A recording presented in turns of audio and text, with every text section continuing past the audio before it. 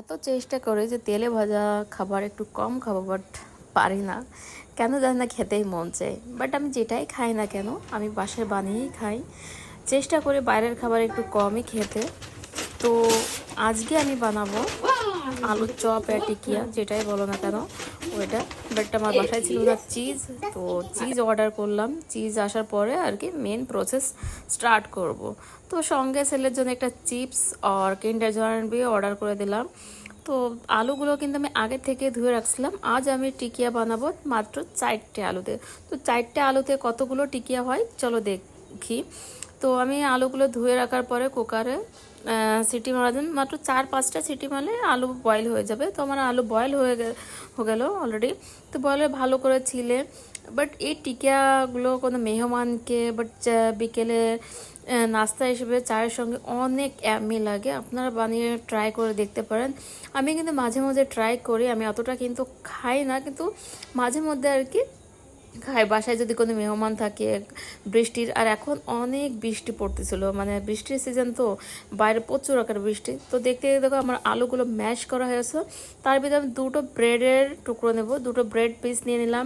কিছু এক বাটি মানে পেঁয়াজ কাটা, কিছু ধনিয়া পাতা, হালকা হলুদ বলে, তারপরে তোমার গরম মশলা গুঁড়ো, চিলি ফ্লেক্স, যা আমার বাসায় যা ছিল আর কি এগুলো। আর আলু টিকিয়া বানাতে বেশি কিছু লাগে না, অল্প কিছুতেই কিন্তু হয়ে যায়।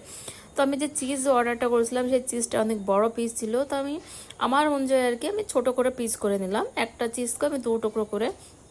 তো ওটা বানাতেও কিন্তু বেশি সময় লাগে না, জাস্ট আলু বয়েল হতে আর ম্যারিনেট করতে যতটা টাইম লাগে। মেহমান আসলে ঝটপট করে নাস্তা দেওয়ার জন্য আমি তো মনে করি এটা অনেকই বেস্ট একটা হ্যাঁ, থোড়া একটু হেভি হয়ে যায়, বাট মাসে একবার হেভি খাবার খেলে আমার মনে হয় না অতটা কিছু প্রবলেম হবে। তো দেখো আমি এক এক করে সমস্ত কিছু আলু টিকিয়াগুলো এরকমভাবে গোল গোল করে বানিয়ে নিলাম। তারপরে যে বাকি কিছু ব্রেড ছিল আমি সেগুলো নিয়ে ব্রেড পাউডার বানিয়ে নিলাম। নেওয়ার পরে এদিকে আমি তাওয়াটা গরম করতে, মানে তেল ঢেলে গরম করতে রেখে দিলাম। তাকে গরম হয়ে যাক, এদিকে আমার সমস্ত কিছু যে ব্রেড পাউডার সেটা আর টিকিয়াকে ভালো করে এপাট ওপাট মিলিয়ে নিই। তো দেখো এরকম করে সুন্দর করে মিলিয়ে নিতে পারে, এটা ভেঙে যাওয়ার কোনো ভয়ই থাকে না, কিচ্ছুই না, জাস্ট একদম ইজিলি হয়ে যায়। আর আমি কিন্তু তেল বেশি অ্যাড করি না, তেল ডুবো তেল আমি একটু কম ফ্রাই করব, কারণ কি ডুবো তেলে মনে হয় কি যে ওই যে ব্রেড পাউডারটা ওটা খারাপ হয়ে যাবে। তার জন্য আমি কিন্তু এক সাইডটা দেখো এক এক করে আমার টিকিয়া সমস্ত রেডি হয়েছে, আমি এক পার্ট ওপার্ট করে ফ্রাই করে নিচ্ছি। কিছু টিকিয়া মানে অলমোস্ট হয়ে গেল আর কিছুই।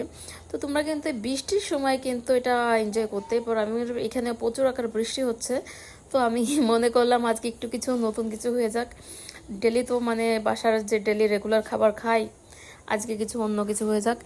তো এক করে আমার টিকিয়া রেডি। আর এদিকে তো আমার বাপজান দেখো সে বসেই গেছে। তার সে কিন্তু কিছুই খায় না, জাস্ট এরকম দেখে আর এনজয় করে। তার মন যদি চায় আর কি কিছু একটু খায়, না হলে নাই। বাকি দেখো আমি বলছিলাম যে 4টে আলুতে কতটা টিকিয়া হয়। তো দেখতেই পাচ্ছ আমার টিকিয়া সাইজ কতটা। আমার টিকিয়া কিন্তু 7টা টিকিয়া হয়েছিল, অনেক বড় বড় করে বানিয়েছিলাম আমি। কারণ তো কেমন লাগলো বলো। আল্লাহ হাফেজ।